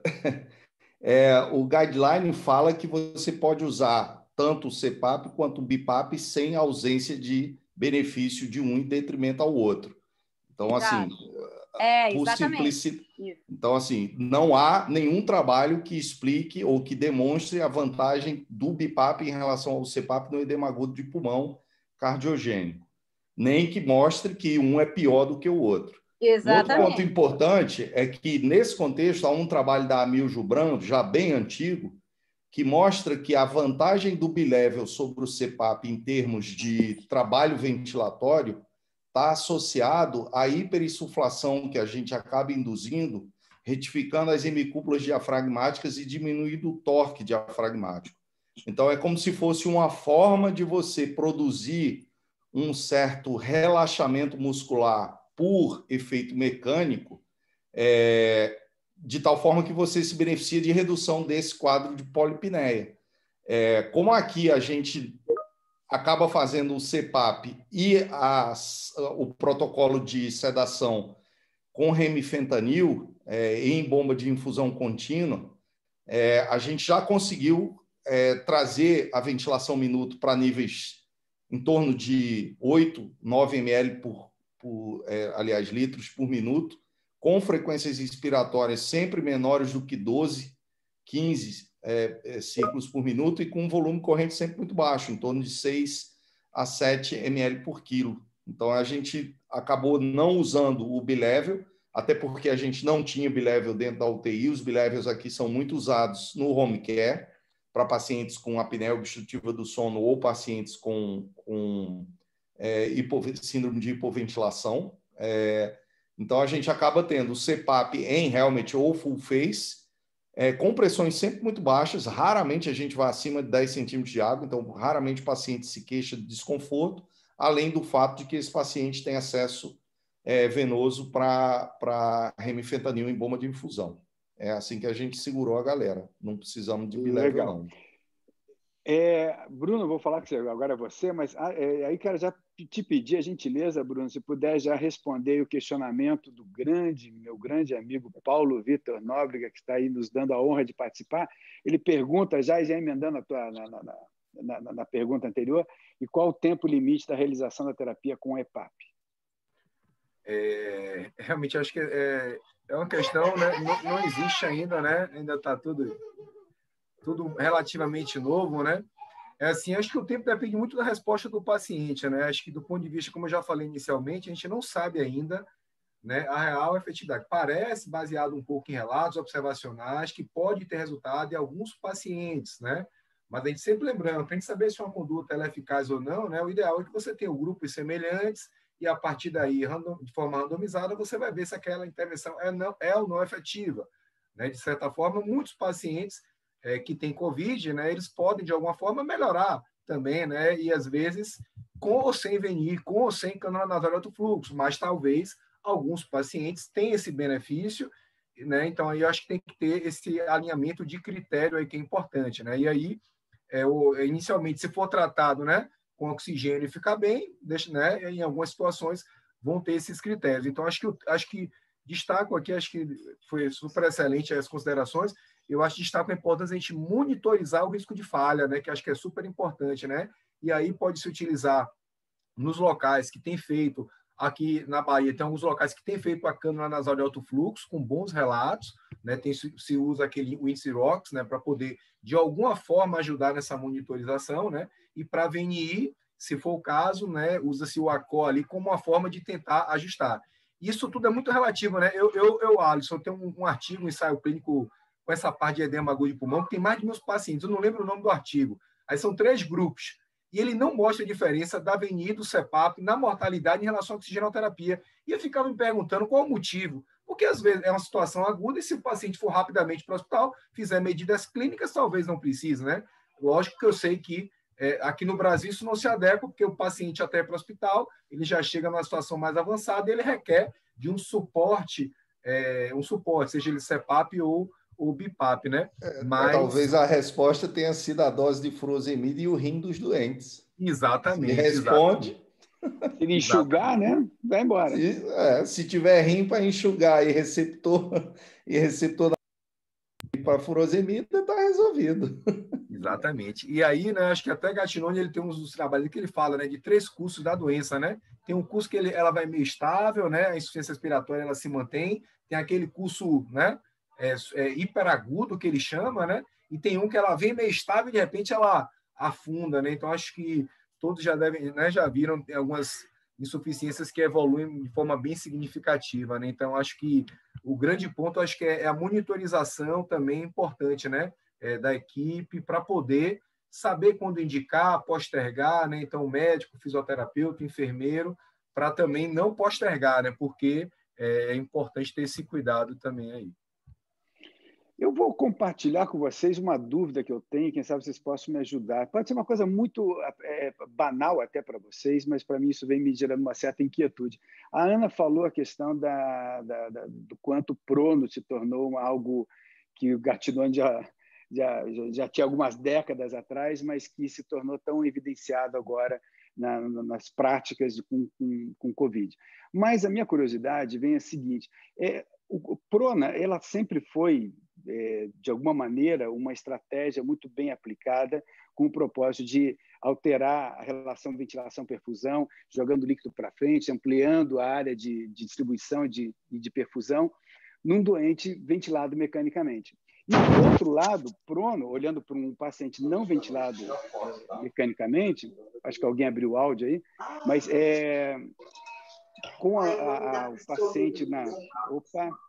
Se puder aí fechar seus áudios, eu não sei quem abriu, mas enfim. E aí, no paciente ventilado espontaneamente, nós temos a questão do apoio como sendo melhorando a zona de aposição e a melhora dinâmica do diafragma. A minha curiosidade vai justamente nesse ponto. Se vocês têm encontrado melhoras no paciente com COVID em prona no doente ventilado, e aí ventilado e entregue ao ventilador plenamente, e também no paciente ventilado espontaneamente, e por quê? Nós temos respostas iguais em condições extraordinariamente diferentes. Vocês entenderam? Não sei se isso se isso gera alguma inquietude em vocês ou não. Por ordem alfabética? Se for por ordem alfabética, não. É verdade, um AL, vai lá. Vamos lá, 2 minutinhos aí a gente faz cada um bate-bola. Não, eu acho que a sua percepção está corretíssima, mas eu não acho que a explicação para ela seja diferentes apresentações da mesma doença. Eu acho que são diferentes timings de uma doença super instável, né? Assim como na SARA convencional, a prona só teve benefício num determinado momento do curso da doença e num determinado perfil de doente. Então, o único trabalho que mostra a redução de mortalidade na SARA convencional com a posição prona era pronando-se antes de 72 horas naqueles pacientes com PF menor que 150. E aí teve benefício porque você tinha um perfil de doentes e você tinha um momento de doença. O que a gente fez aqui, o que a gente viu aqui, inclusive sob influência da Itália e da Espanha, foi a gente ver doente pronando, usando catéter nasal de alto fluxo, a gente vê doente pronando usando helmet, a gente vê doente pronando usando máscara full face, né? Isso a gente não via tradicionalmente. E a gente passou a ver, mesmo naqueles doentes menos graves, né? Um certo benefício, vamos dizer assim, de se, eu diria que não é nem pronar, mas de se fazer switch de posição, né? A gente tem que entender que os alvéolos eles não fecham exclusivamente por colapso em detrimento de instabilidade alveolar por baixa de surfactante. Os alvéolos também se fecham por relação VQ muito baixa. Então, se você tem muita perfusão para pouca ventilação, a tendência é haver colapso, é a atelectasia por absorção, já descrita em cenário de anestesia. Uhum. E quando você soma isso à restrição permanente do leito, em qualquer zona de restrição permanente com relação VQ baixa, a tendência é haver colapso e esse colapso vai progredindo. Então, assim, a alternância de decúbito ela é favorável e tende a ser favorável sempre. Agora, a magnitude e o quanto isso muda o desfecho clínico, vamos dizer assim, da doença, depende de N outros fatores, inclusive o timing, onde a gente acaba fazendo a posição prona. É minha opinião. Obrigado, Alisson. Ana, Bruno, vamos lá. Fique bom. Por ordem alfabética é você, minha. Não, eu concordo com a Alisson. Ana. Eu acho que é isso mesmo. A gente tem essa questão, né, da relação VQ baixa e a questão de variar realmente essa mudança. Mas o tempo, uma coisa que ele falou que eu acho que é interessante é não perder o time, né? E aí esse time que é tão precioso e que a gente tem que ficar atento e saber a hora que ele começa com a polipneia, é a hora que a dessaturação está mais baixa, né? E a intervenção vir com a prono, né? Então, eu acho que o time é algo que a gente tem que estar atento em todos os pacientes internados, né? E, às vezes, acaba que eu penso que a gente, por exemplo, aqui nós temos uma enfermaria em que eu tenho um fisioterapeuta que vai de uma enfermaria para outra enfermaria, então ele pode perder esse time. Eu vejo que em Portugal você tem as enfermeiras tendo que fazer tudo, esse time ainda você pode perder mais rápido ainda, né? Então você perde o time do paciente e ele piora, evolui com pior. Então eu acho que o time é muito importante, realmente. Ok, legal. Eu também acho super importante essa pergunta, né? Eu acho que essa questão da posição prona, né? Aqui a gente tem até um trabalho observacional que está sendo feito sobre essa questão, e o relato é que muitas vezes na prona consciente, né, ele acaba tendo uma melhora inicial, mas muitos evoluem para intubação, né? Então, e isso você vê que nos estudos observacionais não tem nem mostrado uma superioridade, né?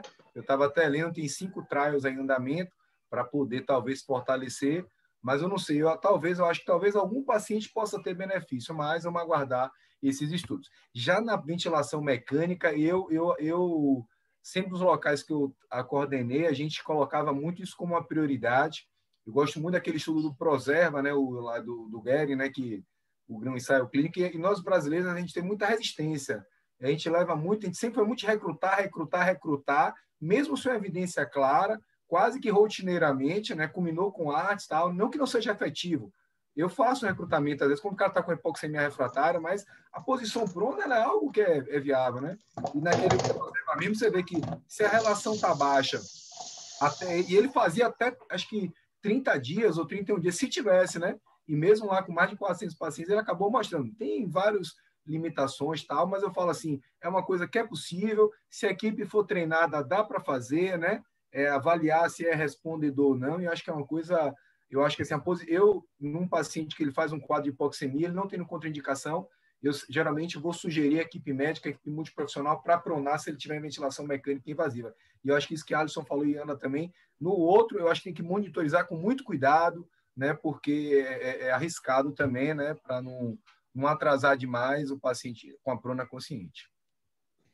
Excelente, gente. Excelente. Acho que também a questão da prona, ela de alguma maneira se popularizou e nós perdemos um pouco. E eu digo nós, já não é mais... Eu lembro que uma vez, no congresso, o Gattinone respondeu a algo que alguém perguntou, quanto tempo de prona, né? Ele falou, tempo que se conseguir manter a enfermeira amarrada, né? Então, quanto tempo você leva, quanto tempo você consegue manter um paciente em prona é o tempo que você consegue, que a equipe se convença a fazê-lo, né? Eu acho que, de alguma maneira, a prona se popularizou, e eu popularizar não significa que isso seja positivo, mas, pelo menos, eu acho que ela está mais absorvida como método terapêutico, porque pronar paciente envolve realmente toda a equipe, envolve médico, fisioterapeuta, enfermeiro, envolve a todos, porque o cuidado do doente é diferente, a monitorização dele é diferente. Então, agradeço demais a todos aí, e eu gostaria de mencionar aqui a ilustre presença, que eu estou até emocionado de saber aqui que o professor Gustavo Coelho está entre nós. Nós aqui que somos, eu acho que todos nós, de alguma maneira, somos, eu particularmente fui com muita honra aluno dele, e eu acho que todos nós, de alguma maneira, compartilhamos a admiração. Ele está aqui desejando um abraço, colocando alguns comentários a respeito do quem paga tudo isso, a luta continua. O comentário está ali, mandando um abraço isométrico a todos nós, parabéns aos participantes. A Rejane, uma grande amiga de muitos anos, obrigado por estar aqui conosco, Rejane, excelente live, parabéns aos profissionais, sensacional, não atuo mais nessa área, mas continuo apaixonado por ela. E ainda cita aqui Alfredo Coelho. Obrigado, Alisson está aí parabenizando. Minha cidadania portuguesa está saindo. Manterei contato com Alisson num breve momento. Abraço a todos, parabéns. Bem, gente, a gente tem aí um breve tempo aí para dar para se despedir. O Eduardo já me mandou aqui uma mensagem, falou estamos com o tempo já esgotando. Eu queria que cada um de vocês desse só boa noite a todos, a cada um dos participantes, e eu gostaria depois de encerrar passando depois ao Eduardo. Por ordem alfabética, vai lá, Alisson. 30 segundos, mano. Não, então é isso aí, cara. Obrigado pelo convite, é sempre muito bom. Isso está aí a segunda coisa positiva da Covid, né? Aprendemos a estar junto à distância. Eu nunca fiz tanta live como nesse último ano. Nunca dei tanta aula por online assim como nesse último ano e realmente é uma readaptação à vida, assim como foi uma readaptação ao olhar da ventilação não invasiva, que andava meio esquecida e renegada a um canto muito restrito, né? Então, é uma readaptação a todos os nossos velhos paradigmas e de toda grande crise tiramos sempre grandes lições. É muito importante isso, eu acho que vocês estão de parabéns. A chegada em Portugal é sempre muito promissora, é um mercado novo, é uma cultura completamente diferente e que bom que vocês aceitaram o desafio, porque não vai ser fácil. Obrigado, Alisson. Ana Paula.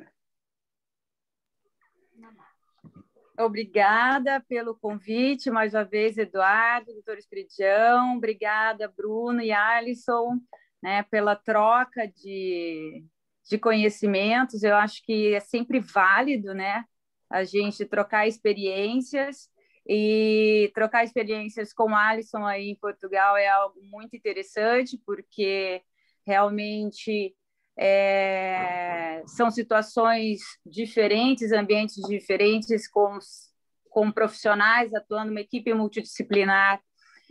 Aqui nós temos a fisioterapia muito atuante dentro da unidade e realmente eu espero, Eduardo, que a faculdade Inspirar aí Portugal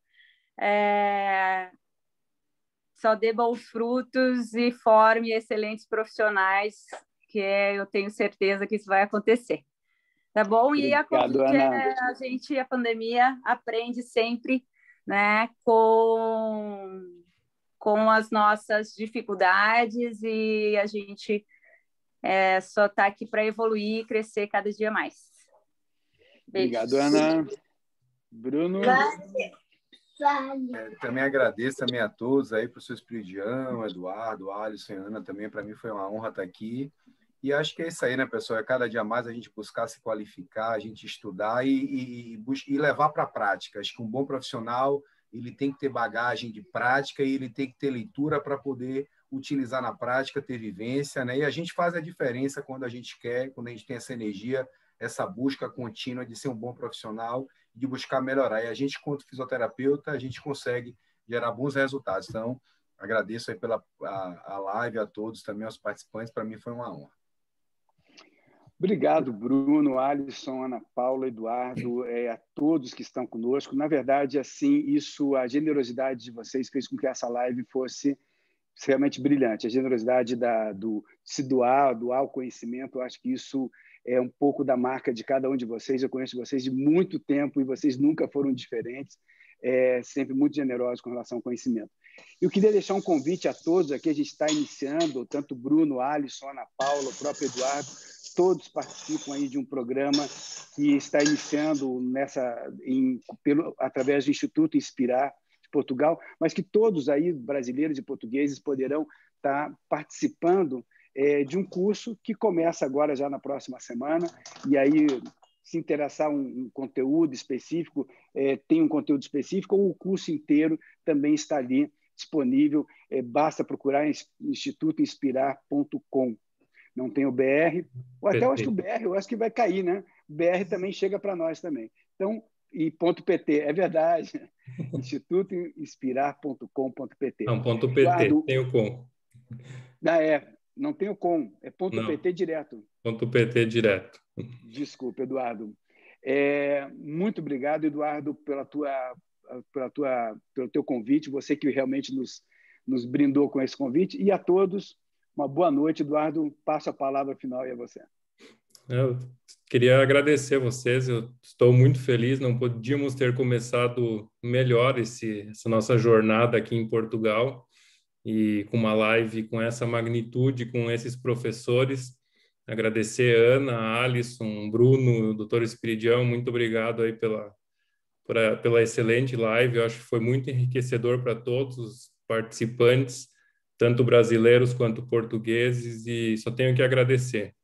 E reforçar, como o doutor Espiridião comentou, são nossos professores, os três, estarão aí conosco nesses cursos em breve aqui em Portugal e também por outros cursos que virão. Então, convidar a todos aí para estarem conosco no Instituto Inspirar. Muito obrigado, pessoal, e uma boa noite a todos.